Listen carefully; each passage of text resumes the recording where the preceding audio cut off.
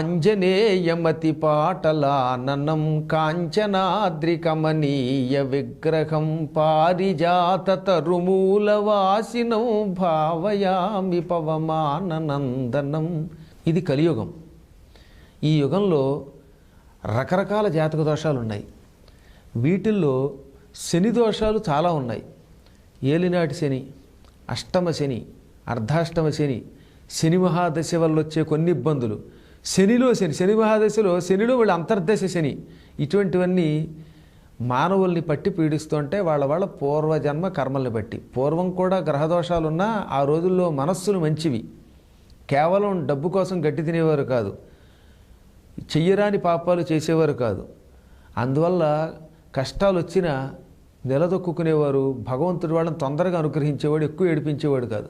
ఇప్పుడు కలియుగంలో మంచి మనస్సు కలిగిన వాళ్ళు కొద్దిమంది ఉంటున్నారు, ఎక్కువ మంది పాపాత్ములు ఉంటారు. కలియుగం యొక్క లక్షణం అది. కారణం ఏంటంటే ఎంత గొప్పవాడైనా ఉన్న వాతావరణం అలా పాడు చేస్తోంది. వీటన్నిటి నుంచి బయటపడడానికి, పూర్వజన్మ కర్మ వల్ల వచ్చే ఈ జాతక దోషాల నుంచి బయటపడడానికి మానవులకు అనేక మంత్రాలు ఇచ్చారు. అందులో శని సంబంధమైన సకల దోషాలు తొలగించుకోవడానికి ఒక అద్భుతమైన హనుమత్ శ్లోక మంత్రం ఉన్నది. ఆంజనేయమతి పాటలాననం కాంచనాద్రికమనీయ విగ్రహం పారిజాత తరుమూలవాసినం భావయామి పవమాననందనం. ఈ శ్లోకం ఒక అద్భుతమైన మంత్ర శ్లోకం. దీని గురించి పరాశర సంహితలో చెప్పారు.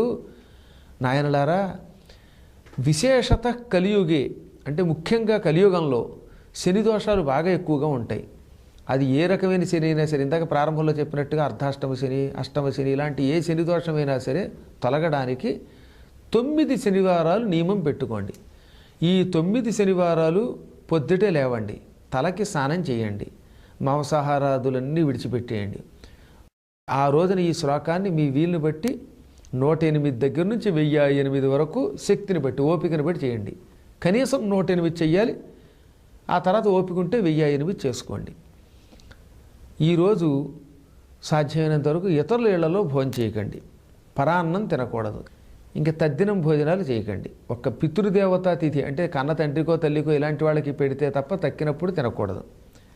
ఇలా 9 శనివారాలు సూర్యోదయ సమయంలో లేచి 108 1008 ఈ శ్లోక జపం చేసి నియమం ప్రకారం భోంచేసి రాత్రికి చాప వేసుకు పడుకోండి.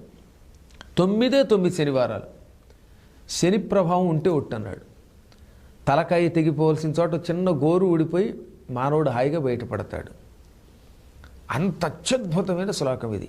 చెప్పింది సామాన్యుడు కాదు, వేదవ్యాసుని తండ్రి పరాశరులు వారు చెప్పినటువంటి శ్లోకం ఇది. ఆయనే ఈ మంత్రాన్ని అనుష్ఠానం చేసి నేను గొప్పవాణ్ణయ్యాను అని చెప్పుకున్నాడన్నమాట.